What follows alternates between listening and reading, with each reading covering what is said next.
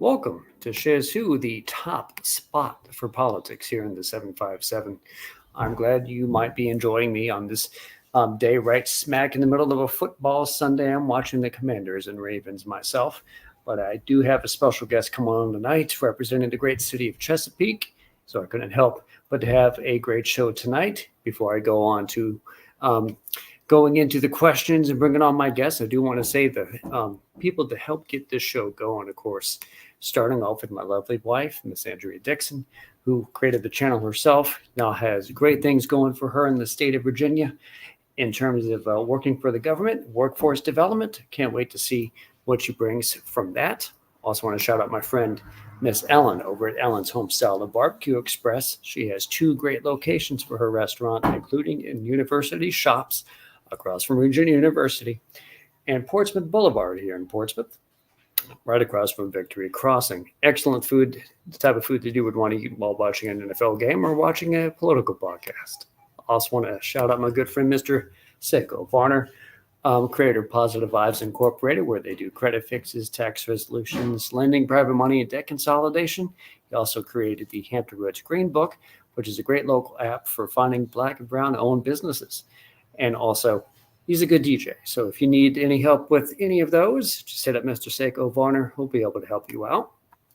Now, tonight or this afternoon, I'm going to bring on Mr. Les Smith from Chesapeake.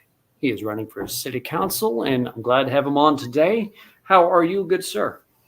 Thank you. I'm doing just fine. Conrad, how are you today? I'm doing pretty well.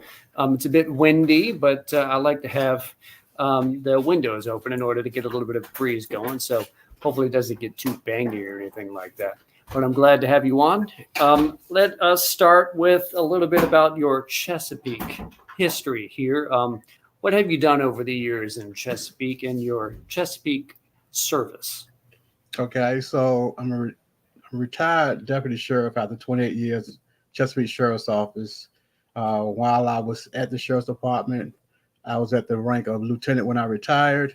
Currently, I have a program called Ground Zero Development, which mentors young men ages 12 through 19. I've been doing that probably a year outside of retirement and started in 2014. The program has grown to the point to where now we have a STEM program over the summer that includes both boys and girls. And also we have a youth conference that we have in the spring for both boys and girls ages 12 through 19.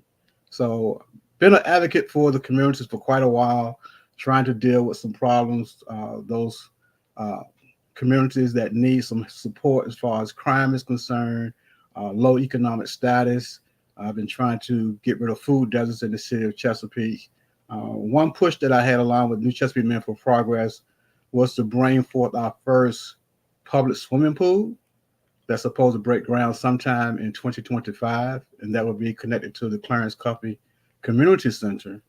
Another issue for some citizens or concerns, to include myself, was that our elections were being held in May for local elections. So I, along with others, pushed to get that change to take place, but it was picked up by state legislature, and they passed that back in 2022. So going forward, all elections, both local and national and state, will take place in November. So a strong proponent and advocate for local politics and local issues, I guess you would say. It's pretty cool. That was actually going to be what my next question was regarding May election versus November elections. I think over the years you have seen both. Can you contrast a little bit about the differences between running for November versus running for May? So, yeah, the contrast would be in the May elections, a lot of people don't even pay attention to it. So there's small responses as far as those that actually come out to vote. I think in the May elections, you may get like 15% of the voting population that comes out. When that number increases anywhere from 45 to 75% when you have a November election. So a big turnaround and turnout, and that better represents the people when more people have a say as to who their elected officials are. Sounds about right. Now, when I set out for Virginia Beach City Council in 2020, I put rapid bus transit at the top of my little business cards. Where do you see the needs of Chesapeake transportation infrastructure? What can be improved? Okay, so the city does assist with the funding for public transportation. I just think we need to revamp things from the standpoint of the hours of operation and the distance, because right now there's a cutoff to where we only go so far in the city as far as transportation. We do not extend to the far end or the southern end of Chesapeake, which includes the Hickory, Edinburgh community. And I think some people from the South Norfolk area could possibly go to those areas to actually find employment. So that needs to be improved. And I would look into that. Cool. I I think that's one of the best things for the overall local economy. Could be improving transportation infrastructure. So it's always good to find those who at least want to try to address that. Now, I also attended the HRBC forum for Chesapeake council and mayor candidates a little while back. And what came up of interest to me was the Chesapeake district voting versus at-large system. So not like my current city of Portsmouth, Chesapeake is all at-large. So what's your opinion on Chesapeake versus at-large versus district voting Okay. systems? So that's on my platform actually, to go to single member voting districts as opposed to an at-large system. I think when we do that, the citizens are better represented because they have a particular council person they can go to when there's an issue, but also the council person themselves have more buy-in because this particular community is where they live. So they will support those. They will more or less stand up for those citizens because they live in the same district. I think it holds the council more accountable as opposed to it being at large. It also it reduces the amount of people that a person running has to reach as well. You even have right now you have delegates don't have as a large of a population as far as reaching out to them to receive votes or to support from a representative standpoint. So I think we need to try to change that and develop the same system of like districts for House of Delegates to where we have a smaller district to work with in regards to people. I think that will help everybody because some particular parts of the city don't receive the same support based on they have no representation. So if I'm on council, I would push to make that happen, make that change. And I think it was actually brought up that there are a neighborhood or two in Chesapeake that has even garnered the moniker the forgotten neighborhood, because with an at-large system, it seems like some places that don't have a good way to amplify their voice could be sort of left behind over the years. So I would second the opinion that districts are good because it would help, say, that neighborhood and others had better representation on the council, and with that they should be brought back up in terms of the modern times and have all the best infrastructure needed for every neighborhood in Chesapeake. Public safety was also a big concern there at that forum as well, and the voting populace at large. How do you want to address public safety in the city of Chesapeake? Okay, so as I said, I'm a retired deputy sheriff. Even though we don't do arrests, even though I've made some,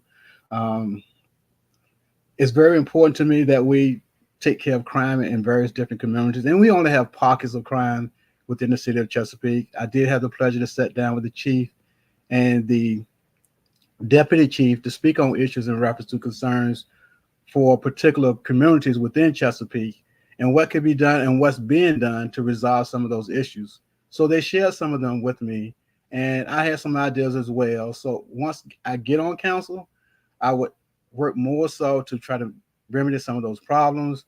And some of those problems, you got to see what's causing the crime. You know, is it based on economic status? Is it based on drugs?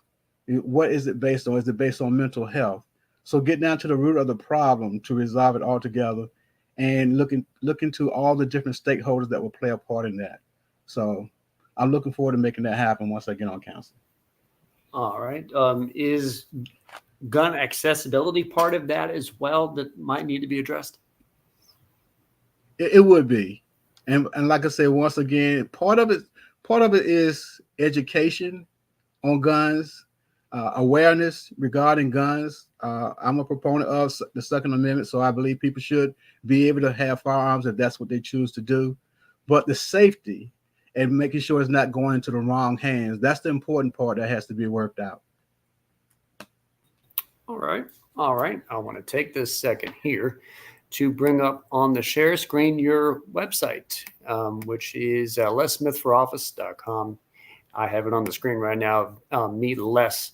I'm going to go over there and scroll down a little bit. I want folks to have a good gander at it so they can gain a little bit more information about Mr. Les Smith going into Election Day. Remember, the election season is upon us. We already have early voting going on. So watch this video, of course, and read a little bit more about Les Smith before Chesapeake voters go out. That should all be a good thing. On my next topic here, I want to bring up flooding in Chesapeake and Hampton Roads, of course, as well. What are your plans to work both in terms of Chesapeake for flooding infrastructure and regional, if that ever comes up in a regional aspect? Okay, so regionally, we do have to work together to find out what those problems are. A lot of us are below sea level, causing those issues of flooding. And then in Chesapeake in particular, we're connected to the Elizabeth River, and we have flooding from that standpoint, also the Northwest River Bridge. Northwest River, I'm sorry. But in regards to that, we're not putting it as a priority, what I feel as though we should be. And we have to decide which communities we can start with first to mitigate the problem of flooding. I know Pewsville is one in particular. South Norfolk is a second. So we can't keep kicking the can down the road. We have to actually look at these issues and find ways to remedy them. So I will make it a point that that is a part of our agenda to take care of in the upcoming years. How do you want to see education improved in Chesapeake? Is it more than just setting a budget every year and letting it go? What would you like to advocate for? Okay. One thing on my list, Conrad, is I'm hearing they're talking about a new career center that would be state of the art, which I feel as though a lot of people don't necessarily want to go to college. They may want to do a trade, and we need to be in a position to help that workforce. So I'll be a strong proponent of trying to make sure we have that new career center. When I was actually in high school, I did brick mason. So I attended the current career center. It was called something else then, vocational, I believe it was called vocational center back in the 70s. But yes, I would support having that new unit built or that new facility built, but also the expansion. If we need to have more capital budget for schools being built, I want to make sure that's done as well. So I want to support the schools in whatever sources they may need to make sure that happens. And the only way to do that is to bring in more income to the city as a whole. Mm-hmm. And that focus for me would be promoting and recruiting new businesses to come to the city of Chesapeake. So we got to make the city attractive to where they want to have the business here, they want to live here, and they want to be able to afford to live here. And then also give them something to do. So that would be my focus. Bring all those sources in that will increase our opportunity to support our school system. Because I think we got a great school system, but overcrowding in certain schools are starting to be a problem. Now, in my travels in the past few weeks, going out to various forums from Chesapeake to Virginia Beach, Norfolk, and such, there are a few candidates who mentioned what you just said, attracting new revenue into the city. They spoke a little broadly that they think that that's a good thing to increase the tax base without overburdening the taxpayer because you're bringing in new businesses. You second that opinion? Do you think that general plan, bringing in a lot more businesses, can help in many areas besides just, say, schools? It could help all the other infrastructure aspects too, right? Agreed. I know one in particular that I would like to see come to the city is a convocation center. Tax base wise, if you have that complex in place, one, our kids can graduate in Chesapeake as opposed to Norfolk. Two is we have a niche that we can fill in the city of Chesapeake from an entertainment standpoint.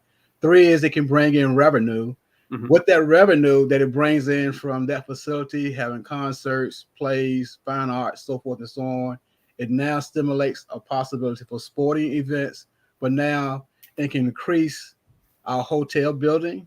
It can increase our restaurants that may come online. So it could bring a chain reaction that all is revenue based tax dollars that can support the city of Chesapeake. Now, I want to touch on something that would be relevant to both schooling, as you mentioned on a previous topic, and a little bit about your history in terms of working with law enforcement. Collective bargaining for city employees. It's a big topic both here in Portsmouth, where I live, because they voted to approve it, and where I'm from, Virginia Beach, where they voted it down. What's your opinion on city employee collective bargaining, and would you like to see a lot more of it in Chesapeake? Okay, so I'm open to the possibility of collective bargaining. I also feel as though we should not have a problem in the city of Chesapeake as far as fairly paying our Chesapeake employees. By me one point in time working for the sheriff's office, I recall those pay plans where we went periods of time when not increased pay over years. And it shouldn't go that way, but it all depends on who you have on council. So I believe in making sure that we have competitive pay, whether that's on the state level, whether that's in the surrounding Hampton Roads area, making sure our employees are taken care of because they're taking care of the city. So any government leadership that's in place that's not taking care of the folks that's taking care of them, that's a problem. But I'm open to both that will best support our city going forward. Okay. I've brought up with some other candidates running for Chesapeake the concept of the new commerce/industrial park in the southern part of Chesapeake. Do you think that new zoning down there and what the goal of it is and the possibility of new stuff is a good long-term goal for Chesapeake? I feel as though it is. The decision has already been made. We bought the land in reference to it. It's just a thing of getting it work ready, so turnkey ready, so businesses can come in, take over, build there, and increase our revenue. There are a lot of folks against it, but I think the pros outweigh the cons in reference to that. There's some areas that we need to make sure it remains farmland. There's some areas we need to make sure that it remains green space. But that land has been determined and sold for the purpose of industrial usage, and it probably get some usage otherwise of some other communities. But it would be the next Greenbrier, in my opinion, and we need to take advantage of it going into the future. All right. Now, I don't have a quick visualization in my mind of how big that area is currently in terms of its industrial zoning, where it was in terms of the farming land, but I do know a bit about Greenbrier. I know it's a rather large engine for the city of Chesapeake. And if you brought in another Greenbrier size type of economic engine, it would help the GDP of Chesapeake. But do you think it might subtly start to hurt the southern nature of the city? Because one of my other questions is going to be about how do you feel about preserving the agricultural sector of Chesapeake? And I'm reminded of Virginia Beach, where they have that green line where you're not supposed to develop much below that. Should Chesapeake have a similar type of goal or just a healthy balance between the two? I feel healthy balance is the best way to go in regards to that. But you got two sides. You got 17, which is where the Williams Farm is, and then you have 168, which is southern Chesapeake on the other end. Now, a lot of that is farmland and rural as well. So, in my opinion, that of 168, let as much of that as possible remain farmland. But this man, this family sold their land for other usage, and it's been rezoned to possibly use for this industrial site. So I think we need to go forward. And like I said, it's not a popular decision, but we have to be, as members of council, those ones that make those tough decisions that is in the best interest of the city as a whole. All right. And following up on that, development should be beyond just the idea of just businesses, because in Portsmouth and Virginia Beach and Norfolk and Chesapeake as well, housing is always a big concern as well. And I think you are also concerned about how to make the best affordable housing in the city of Chesapeake. What would be your vision on that? Okay. I agree. We need to have more affordable housing. That is a part of my platform. A lot of folks work in Chesapeake but cannot afford to live here. I mean, when you're talking about building and homes will cost 30% plus of your annual income, that's not doable for most people to actually live in the city of Chesapeake.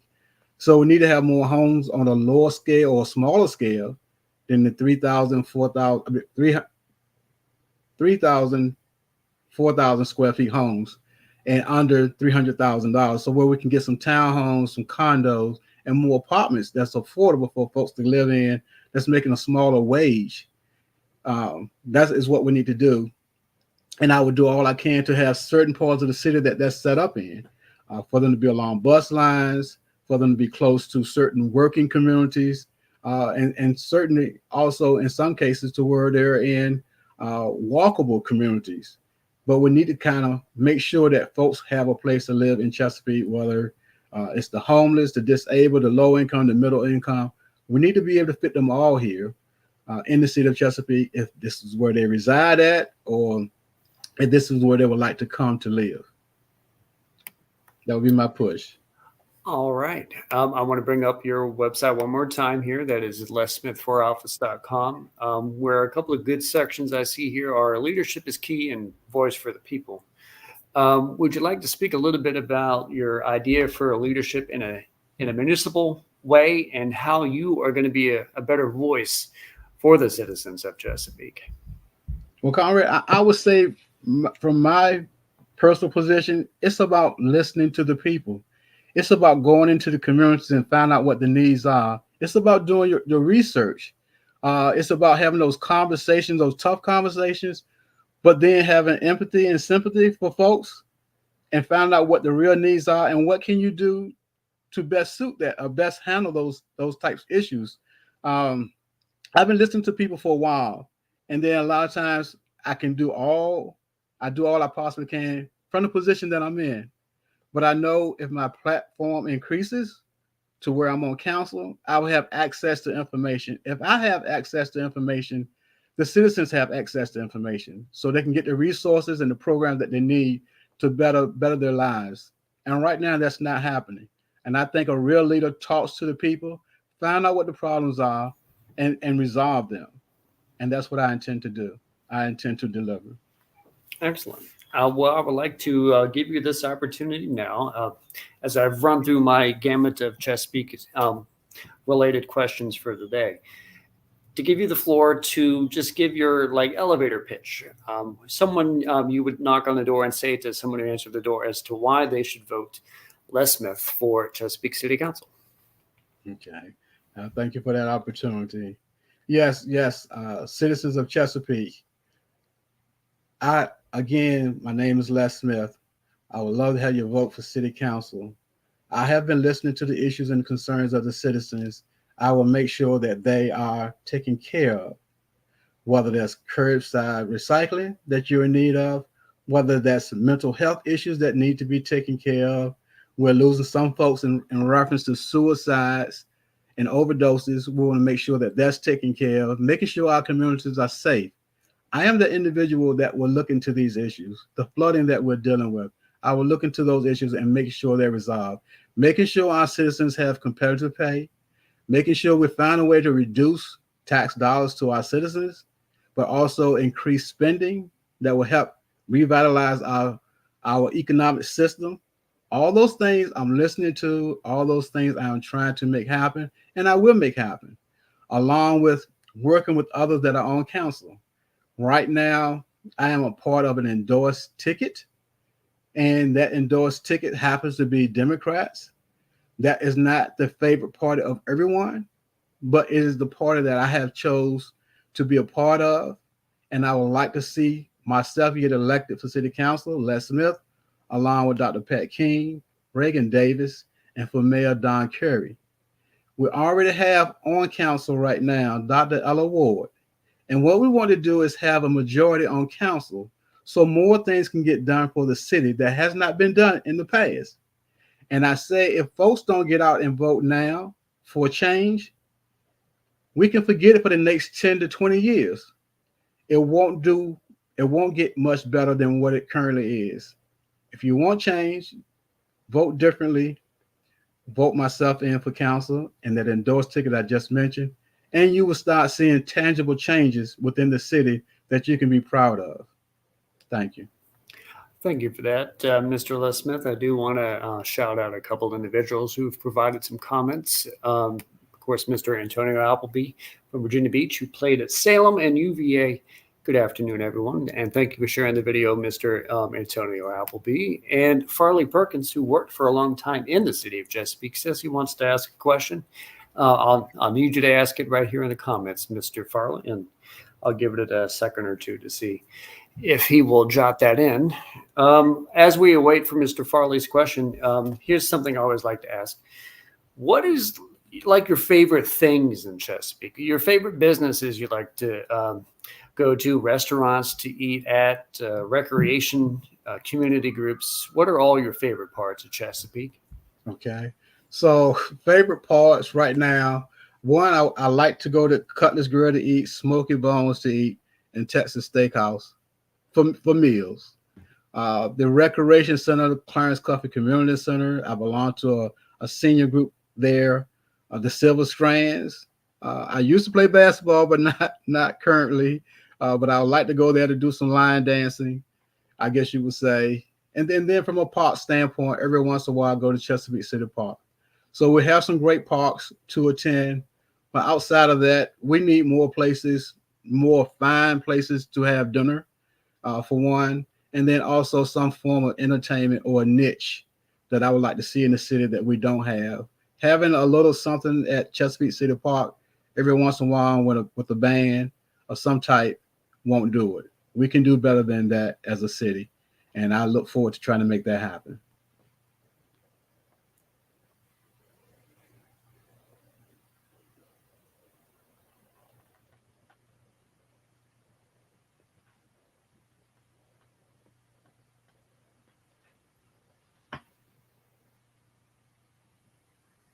All right, I'm back on. Mr. Farley Perkins says, when and where will your next fundraiser be? Looking at how we can support. Okay. So next fundraiser, I think I'm done unless someone does one for me personally. I think I'm done. I just had one this past Tuesday at Cutler's Grill. Senator Louise Lucas was my speaker.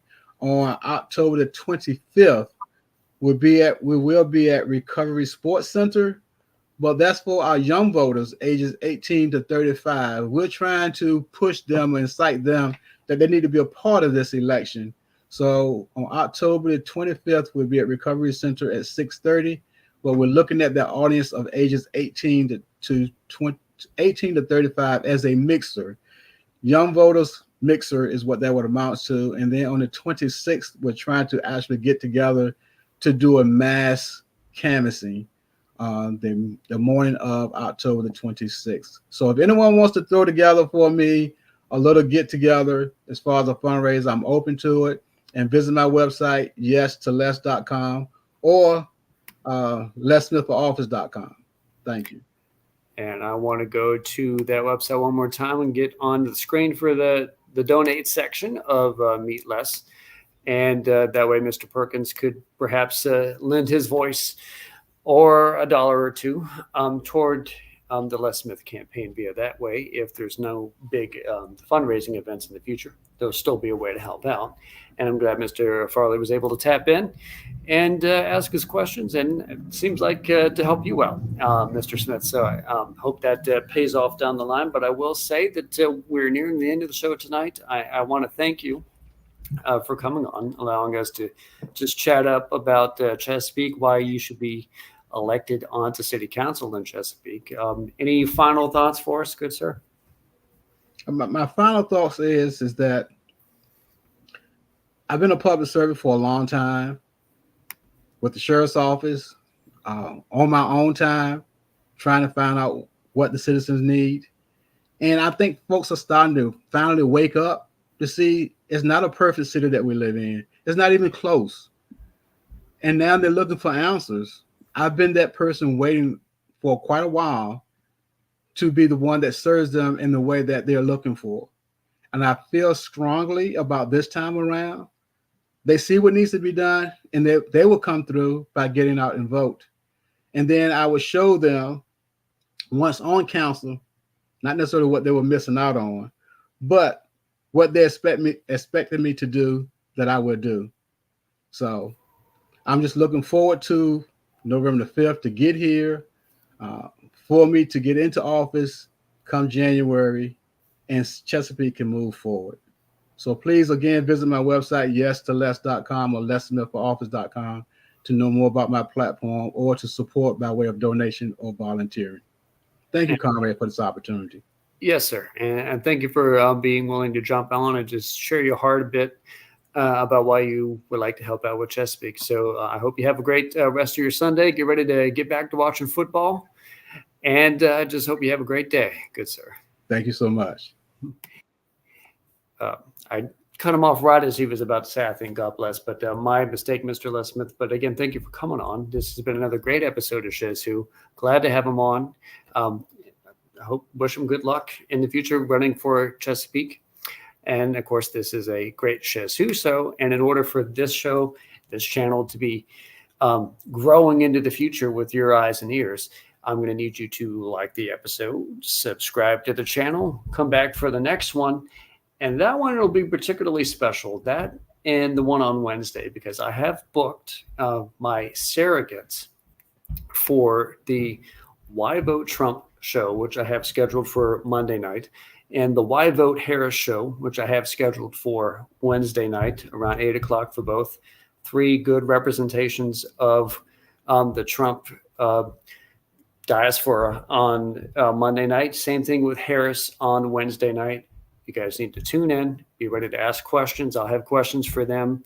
I'll try to rein in my own opinions on both and just let them have it. And I'm going to need you guys to watch. I'm going to need you guys to subscribe to SchezzWho. And all those shows will be great for you to learn why you should vote X, Y, or Z going into your time at the ballot box. All of that, if you stay tuned. You guys have a great day. Thank you for watching.